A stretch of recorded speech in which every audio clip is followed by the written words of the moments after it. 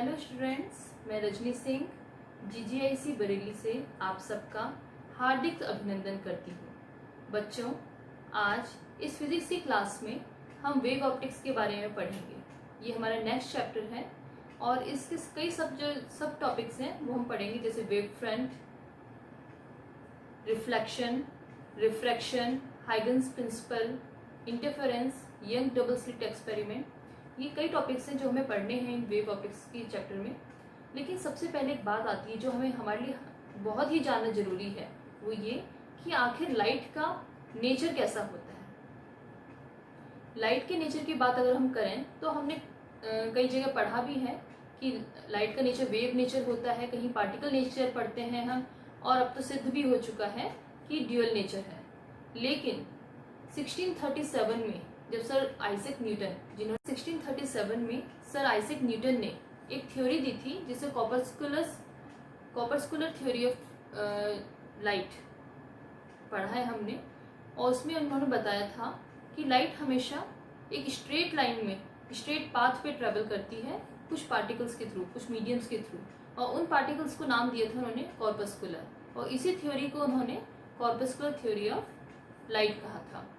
और इसमें उन्होंने एक सबसे बड़ी जो चीज़ बताई थी वो ये थी कि लाइट की जो स्पीड होती है वो डेंसर मीडियम में ज़्यादा होगी, जबकि रेयर मीडियम में वो स्पीड कम हो जाएगी। इसकी जस्ट अपोजिट 1678 में एक डच फिजिसिस्ट हुए थे सर क्रिस्टियन हाइगन्स, जिन्होंने वेव थ्योरी दी थी, और वेव थ्योरी में उन्होंने प्रूफ किया कि लाइट की स्पीड डेंसर मीडियम में कम होती है और रेयर मीडियम में ज़्यादा होती है।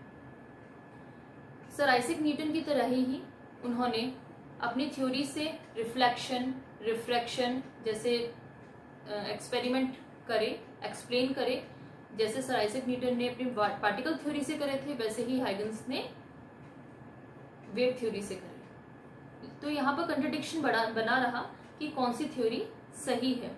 लेकिन 1850 में एक एक्सपेरिमेंट किया था, साइंटिस्ट थे फॉकल्ट। उन्होंने जो एक्सपेरिमेंट किया उसमें उन्होंने बताया, उन्होंने वाटर और एयर के बीच में एक्सपेरिमेंट किया, उसमें उन्होंने स्पीड ऑफ लाइट देखी, तो उन्होंने पाया कि जो लाइट की स्पीड है वो एयर में ज़्यादा है और वाटर में कम। दैट मीन्स रेयरर मीडियम में इस लाइट की स्पीड ज़्यादा थी और डेंसर मीडियम में कम। जो एक्सपेरिमेंट पूरा हाइगन्स के प्रिंसिपल को, हाइगन्स के एक्सपेरिमेंट को सिम्बलाइज कर रही थी, उनको प्रूफ कर रही थी, उनको सपोर्ट कर रही थी। इसके बाद में एक और साइंटिस्ट हुए 1801 में, थॉमस यंग। ये वही साइंटिस्ट हैं जिन्होंने इंटरफेरेंस का एक्सप्लेनेशन दिया है। इंटरफेरेंस वो टर्म था जिसका एक्सप्लेनेशन सर आइजैक न्यूटन अपनी पार्टिकल थ्योरी से नहीं दे पाए थे, लेकिन सर थॉमस यंग ने इंटरफेरेंस को वेव थ्योरी से एक्सप्लेन किया। लेकिन इतना सब जो सक्सेसफुल भी हुआ और वेव थ्योरी को सपोर्ट भी कर रहा था। इतने सारे प्रूफ होने के बाद भी एक जो सबसे बड़ी प्रॉब्लम थी वेव थ्योरी को एक्सेप्ट करने में, वो ये थी कि वेव पार्टिकल्स, जो वेव होती हैं, उन सबको मूव करने के लिए, ट्रैवल करने के लिए एक मीडियम की जरूरत होती है। जैसे साउंड वेव है, तो जब भी कोई वेव है तो उसको ट्रैवल करने के लिए कोई मीडियम चाहिए, और यहाँ पर वैक्यूम में कोई भी मीडियम नहीं मिल रहा था जिससे ये शो हो सके कि आखिर वैक्यूम में वो वेव कैसे मूव करती है। इसके बाद में एक साइंटिस्ट हुए सर मैक्सवेल।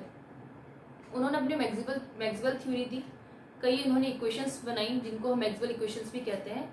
उन इक्वेशंस से उन्होंने शो कर दिया कि इलेक्ट्रोमैग्नेटिक वेव की जो इक्वेशन होती है, इलेक्ट्रोमैग्नेटिक वेव की जो स्पीड होती है वैक्यूम में, वो 3 × 10⁸ मीटर पर सेकेंड होती है, जिससे ये क्लियर हो गया कि हमारी लाइट इलेक्ट्रोमैग्नेटिक वेव है।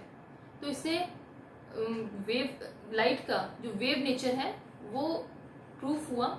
इसके बाद में हम अपने मेन टॉपिक पे आते हैं, हाइगन्स के प्रिंसिपल समझने के लिए।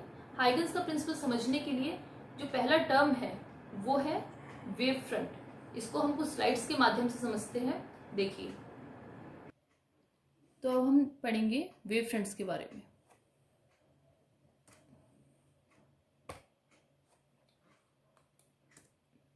वेवफ्रंट क्या है? Wavelet is the point of disturbance due to propagation of light. आप इसको ऐसे समझ सकते हैं कि अगर सपोज कर लिए आप किसी पानी के पास बैठे हैं और वहां पर आपने पानी में एक छोटा सा कंकड़ फेंका, तो आपने देखा होगा वहां कई रिपल्स तैरती हुई आगे, तरंगे तैरती हुई आगे बढ़ती जाती हैं। कुछ भी एनर्जी है अगर वहां पर, तो वो आगे बढ़ती जाएंगी। तो उसी टाइप से यहाँ पर ये वेव फ्रंट है कि वहां पर आपने जैसे पत्थर फेंका तो कई पार्टिकल से वहां पर डिस्टर्बेंस क्रिएट हुआ। तो जो वो डिस्टर्बेंस जिस पॉइंट पे क्रिएट होता है उसको हम लोग कहते हैं wave front. The line perpendicular to a wave front is called a ray. अगर हम उस वेव फ्रंट से एक परपेंडिकुलर लाइन खींचे तो उसको हम लोग कहेंगे रे। देखिए एग्जाम्पल आप देखिए इसको कि अगर हम यहाँ हमारा ये डिस्टर्बेंस क्रिएट हुआ है तो उसके बाद ये है हमारे छोटे छोटे से वेव फ्रंट, और यहाँ से जब हम परपेंडिकुलर लाइन इनके पास खींची है तो ये है हमारी ray. The spherical wave front. अब 3 टाइप के वेव फ्रंट्स होते हैं हमारे, spherical, cylindrical wave front, plane wave front. Spherical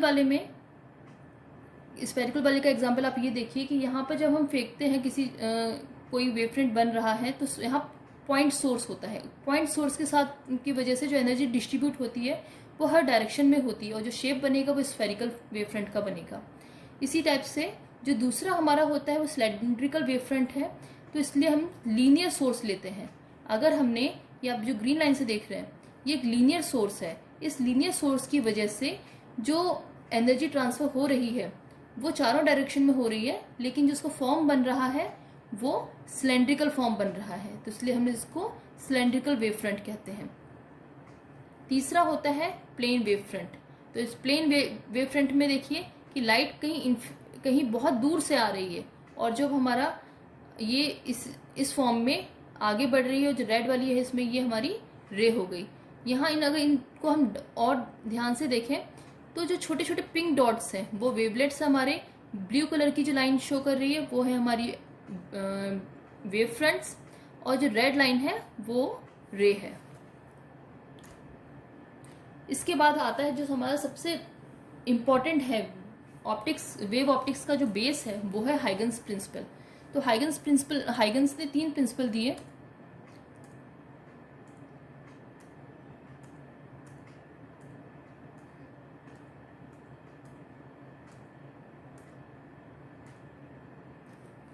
सबसे पहला है each point on the wave front act as a fresh source of a disturbance of light.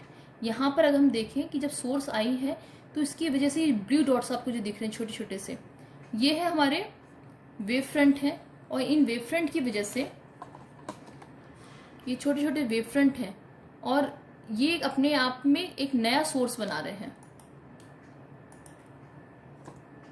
The new wave front at any time is obtained by taking the forward envelope of all the secondary wavelet at that time।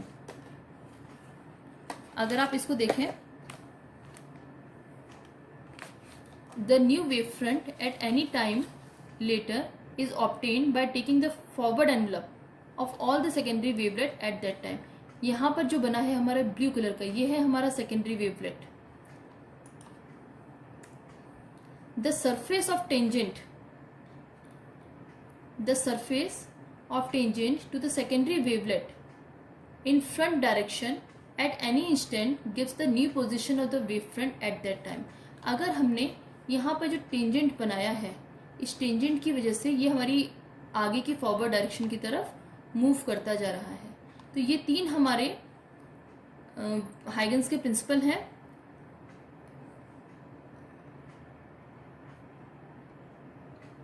अब हमारा next topic है। Next topic में हम पढ़ेंगे कि Huygens principal ने wave theory से किस तरीके से रिफ्लेक्शन और रिफ्रैक्शन को समझाया। तो अब जो नेक्स्ट टॉपिक है हमारा, एक चीज और हमें ध्यान रखनी है कि wavefront backward wavefront is rejected. कभी वेवफ्रंट बैक डायरेक्शन में नहीं बनेंगी। चलिए हम अब समझते हैं कि किस तरीके से हाइगन्स ने रिफ्लेक्शन ऑफ लाइट और रिफ्रैक्शन ऑफ लाइट को समझा। तो जो लॉज है रिफ्लेक्शन ऑफ लाइट के वो हम हाइगन्स थ्योरी के के थ्रू समझेंगे। तो laws of reflection at a plane surface on Huygens principle. सबसे पहले हमने एक प्लेन सरफेस लिया XY, जहाँ पर कुछ लाइट इंसिडेंट कर रही है, जो हमने पार्टिकल नेचर में पहले ही ऑलरेडी पढ़ रखा है कि जब प्लेन सरफेस होगा तो प्लेन सरफेस से लाइट पड़ेगी तो वो एब्जॉर्ब ना होकर रिफ्लेक्ट हो जाएगी सेम एंगल से। उसी टाइप से यहाँ पर भी कुछ लाइट पड़ी है। एक हमारा ए बी जो है, ए बी हमारा वेव फ्रंट है।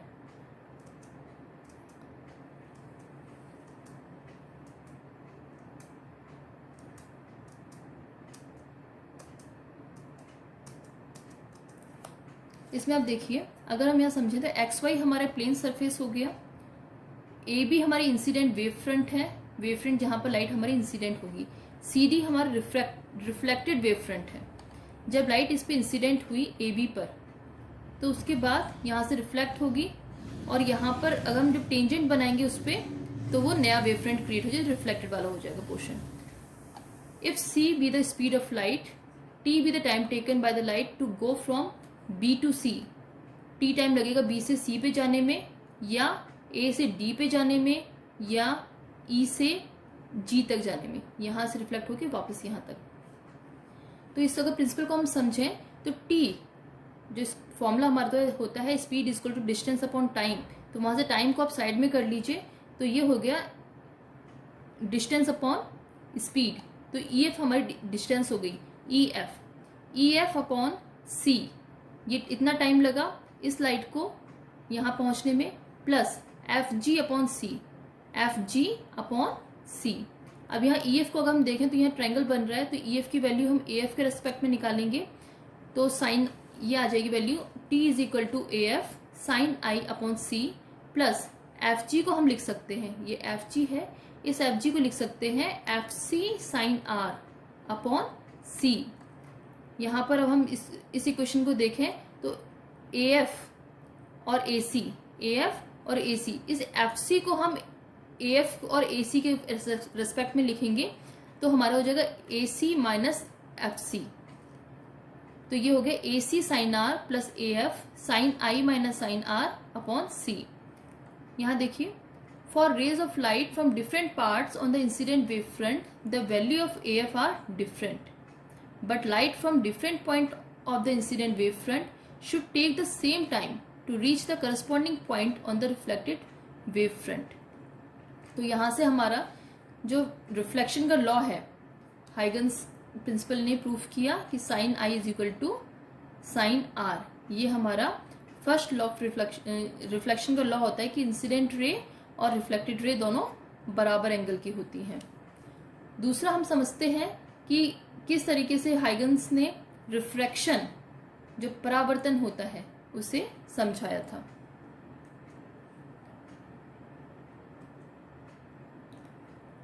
Laws of refraction at a plane surface.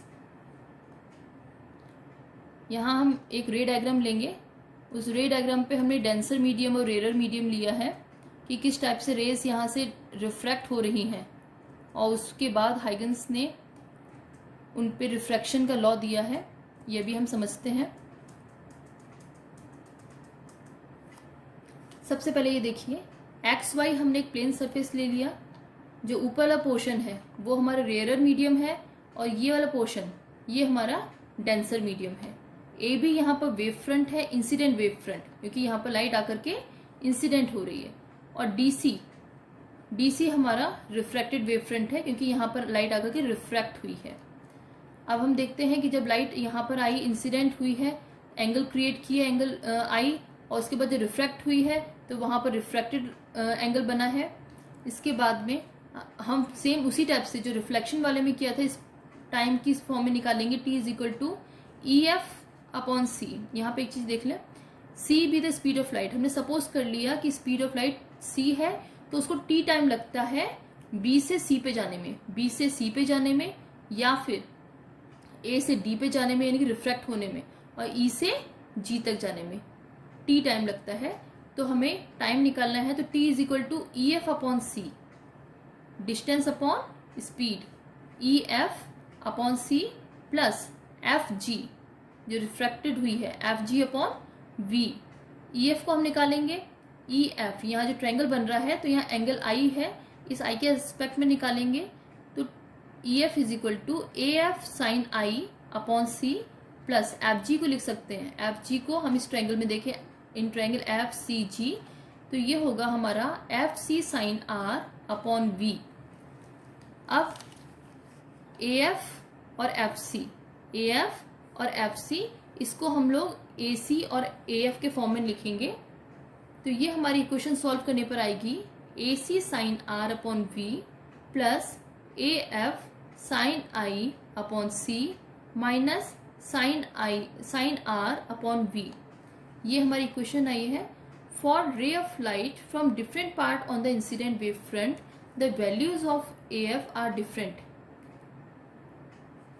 जो इंसिडेंट रे के लिए जो वेव फ्रंट है वो ए एफ के लिए डिफरेंट होंगे, but light from different point on the incident wave front should take the same time to reach the corresponding point on the reflected wave front. यहाँ पर बात की गई है कि जब कोई लाइट इंसिडेंट वेव फ्रंट पे the light from different point on the incident wave front should take same time, जितना टाइम उनको इंसिडेंट लाइट पे आने में लगा है उतनी उसको रिफ्लेक्टेड वेव फ्रंट पे आने में भी लगेगा। So T should not depend upon A F. तो इस ए एफ पे टाइम डिपेंड नहीं करता है कि कितना गैप है। It is possible only if sine I upon C minus sine R upon V is equal to 0, या sine I upon C is equal to sine R upon V, और sine I upon sine R is equal to C upon V is equal to mu. ये हमारे Snell's law है। तो इसके through Huygens ने laws of refraction को समझाया। अब हम समझते हैं कि प्रिज्म में किस तरीके से रिफ्रैक्शन हो रहा है। ये देखिए डायग्राम से आप समझिए इसे। ए बी हमारा इंसिडेंट वेव फ्रंट है, सी डी हमारा रिफ्रैक्टेड वेव फ्रंट हो गया। चलिए अब हमारा नेक्स्ट टॉपिक है कोहेरेंट सोर्सेज। चलिए कोहेरेंट सोर्सेज की बात करते हैं। तो कोहेरेंट सोर्सेज क्या है? Coherent sources of light are दो sources of light which emit light waves of same wavelength, same frequency and in same phase or having constant phase difference। तो कोहेरेंट सोर्सेज वो सोर्सेज हो गए, वो light के sources हैं कि जहाँ से लाइट जब इमिट होगी तो उन लाइट वेव्स की जो वेवलेंथ होगी वो सेम होनी चाहिए, फ्रीक्वेंसी सेम होनी चाहिए, फेज सेम होना चाहिए, इवन उनका फेज डिफरेंस भी कांस्टेंट होना चाहिए। यानी कि कोई भी लाइट का सोर्स तब कोहेरेंट कहलाएगा अगर उसमें उसकी वेवलेंथ सेम है, फ्रीक्वेंसी सेम है, फेज सेम है और फेज डिफरेंस कांस्टेंट है, तभी वो कोहेरेंट सोर्सेस कहलाएंगे। Coherent sources can be produced by two methods. सिर्फ दो ही मेथड से प्रोड्यूस होते हैं। पहला by division of wave front, जो यंग्स डबल स्लिट एक्सपेरिमेंट है। दूसरा होता है बाय डिवीजन ऑफ एम्पलीट्यूड। अब हमारा नेक्स्ट टॉपिक आता है इंटरफेरेंस ऑफ वेव। ये एक बहुत ही बड़ा एक्सपेरिमेंट था हाइगन्स प्रिंसिपल के सपोर्ट का, जिससे प्रूफ होता है कि लाइट का नेचर वेव नेचर होता है।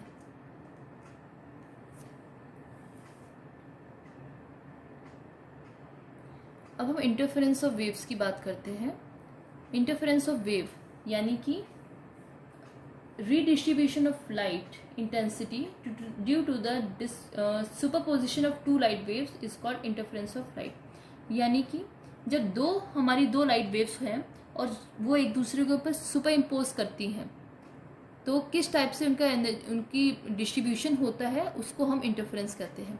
यहाँ पर अगर हम देखें कि दो वेव्स ली हैं हमने, एक ही ब्लू कलर से शो करी है हमने और दूसरी है जिसको हम रेड कलर से शो किया है, तो इन दो को सुपर इम्पोज करने से दो टाइप के इंटरफेरेंस मिलेंगे। सबसे पहला तो ये कि अगर जब हम इनको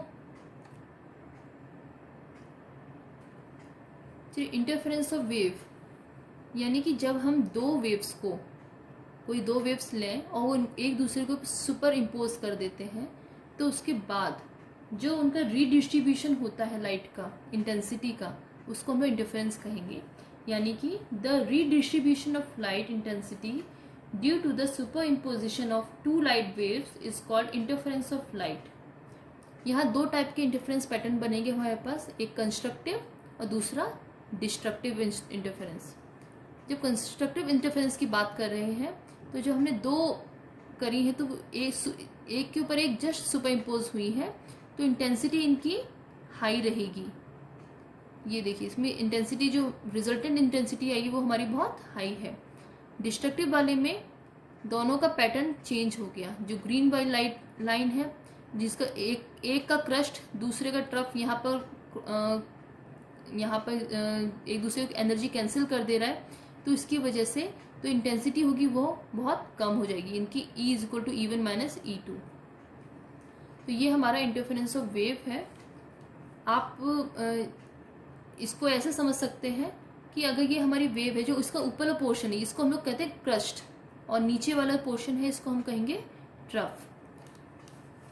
यंग ने डबल स्लिट एक्सपेरिमेंट किया था, उसके बाद उन्होंने बताया उसमें कई कि जहाँ अगर हमने दो कोहेरेंट सोर्सेज लिए हैं तो वहाँ से जब लाइट पास करेंगे तो कुछ फ्रिंजेस बनेंगी, कुछ जो बैंड बनेगी। लास्ट में हमें एक हम पर्दा लें, अगर हम एक स्क्रीन लें तो उसके बाद जो रिजल्टेंट आएगा उस रिजल्टेंट पे हमें देखेंगे कुछ ब्राइट बैंड्स दिखेंगे, कुछ डार्क बैंड्स दिखेंगे, फिर कुछ ब्राइट, कुछ इस टाइप का पैटर्न आएगा।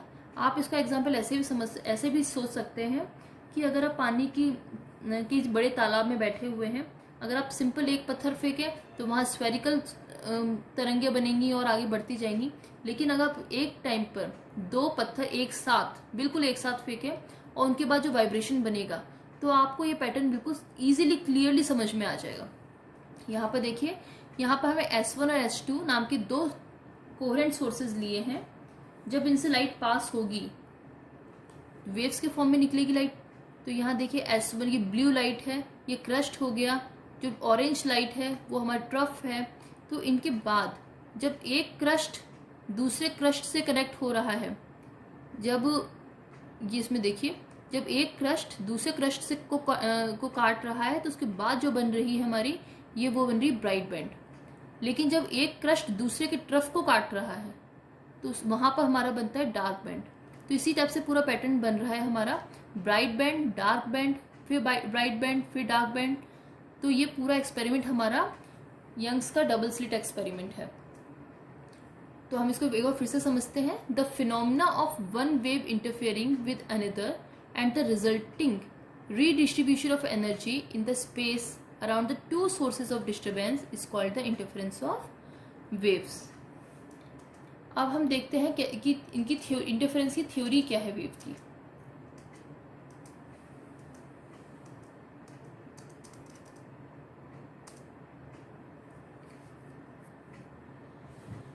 Theory of interference of wave. अभी हमने यंग डबल स्लिट एक्सपेरिमेंट को हमने डायग्राम के थ्रू समझा। अब हम इसको थ्योरी के थ्रू समझते हैं कि the waves are with same speed, wavelength, frequency, time period, nearly equal amplitude, travelling in the same direction with constant phase difference of phi. हमने यहाँ पे दो वेव्स ले ली, उनकी स्पीड भी सेम है, वेवलेंथ भी सेम है, फ्रीक्वेंसी, टाइम पीरियड, एम्पलीट्यूड सब कुछ सेम है, उनका जो फेज डिफरेंस है वो भी सेम है फाई, यानी वो कोहेरेंट सोर्सेज से निकल रहे हैं। यहाँ ओमेगा हमने जो शो किया है वो है angular frequency of the wave. A B इसमें एम्पलीट्यूड है, E1 और E2 डिस्प्लेसमेंट्स हैं। तो दो वेव्स हमने ली जिनका डिस्प्लेसमेंट है E1 is equal to A sine omega t. दूसरी वेव है जिसका डिस्प्लेसमेंट है E2, तो वो है B sine omega t plus phi. तो यहाँ पर सुपर इम्पोजिशन का जो फॉर्मूला है वो प्रिंसिपल है वो हमने यहाँ पे अप्लाई किया है। तो जो रिजल्टेंट आएगा वो होगा E is equal to E1 plus E2। यहाँ E1 की वैल्यू हमारी आ रही है E1 is equal to A sine omega t plus B sine omega t plus phi. E is equal to यहाँ पर हमने A साइन ओमेगा टी, इस फॉर्मूले को ओपन करेंगे तो ये हो जाएगा A sine omega t plus B sine omega t plus phi का हो जाएगा A plus B sine omega t common निकालिए यहाँ पर, तो A plus B cos phi sine omega t plus B sine phi cos omega t. यहाँ पर हमने A plus B cos phi को A कॉस थीटा सपोज कर लिया है और बी साइन फाई को, ये जो यहाँ पर बी साइन फाई है इसको हमने ए साइन थीटा कर लिया। तो फॉर्मूला हमारा बन गया E is equal to a sine omega t plus theta, where E is the resultant displacement, A is the resultant amplitude and theta is the resultant phase difference. तो यहाँ पर जो रिजल्टेंट एम्पलीट्यूड आया वो हुआ A is equal to under root A square plus B square plus 2ab cos phi, और angle निकालेंगे तो tan theta is equal to b sine phi upon a plus B cos phi. इस diagram के through देखिए, यहाँ पर हमारा है ए और बी साइन फाई और बी कॉस फाई के बीच में जो एंगल बन रहा है हमारे ए एम्पलीट्यूड, ये रिजल्टेंट निकला है हमारा, और बी है स्मॉल ए और स्मॉल बी बता रखे हैं हमने यहाँ पर एम्पलीट्यूड है। तो सुपर इम्पोजिशन करने के बाद रिजल्टेंट एम्पलीट्यूड आया वो ए है। तो A is equal to under root A square plus B square plus 2ab cos phi.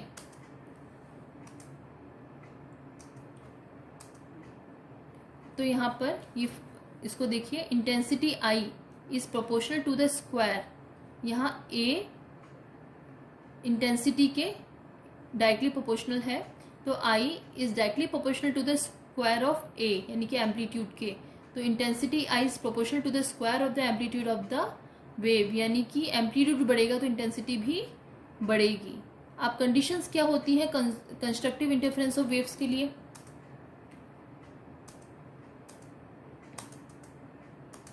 अगर कंस्ट्रक्टिव इंटरफेरेंस के लिए क्या होगा, I should be maximum which is possible only if cos phi is equal to +1, यानी कि फाई की value होनी चाहिए 2n pi. Corresponding path delta is equal to lambda upon 2 pi into 2n pi, तो आई मैक्सिमम हो जाएगा।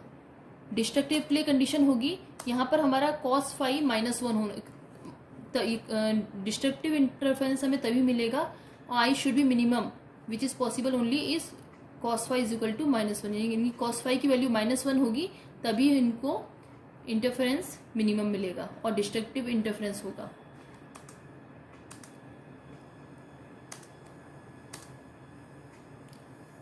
आई maximum directly proportional to a plus b whole square, I minimum directly proportional to a minus B whole square.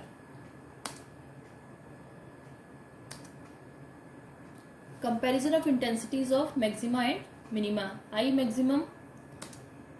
Minimum directly proportional to a plus b whole square and I minimum directly proportional to a minus B whole square. इनको हम इनका division का ratio करेंगे तो I maximum upon I minimum is equal to a plus b whole square upon a minus B whole square. Values हम put कर देंगे तो I maximum upon I minimum का जो रेशियो है वो आया I is directly proportional to a square, a directly proportional to under root omega. तो बच्चों, आज हमने वेव ऑप्टिक्स में काफ़ी अच्छी जानकारियाँ पाई।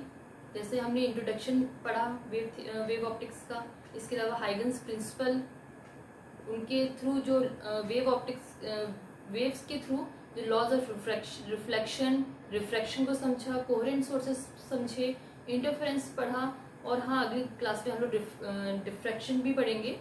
लेकिन आप सबको जाते जाते इतना जरूर याद दिलाना चाहूँगी बच्चों कि कोरोना की बहुत बड़ी महामारी चल रही है इस टाइम पे, और सरकार टाइम पर जरूरी गाइडलाइंस भी हम लोगों के लिए ला रही है।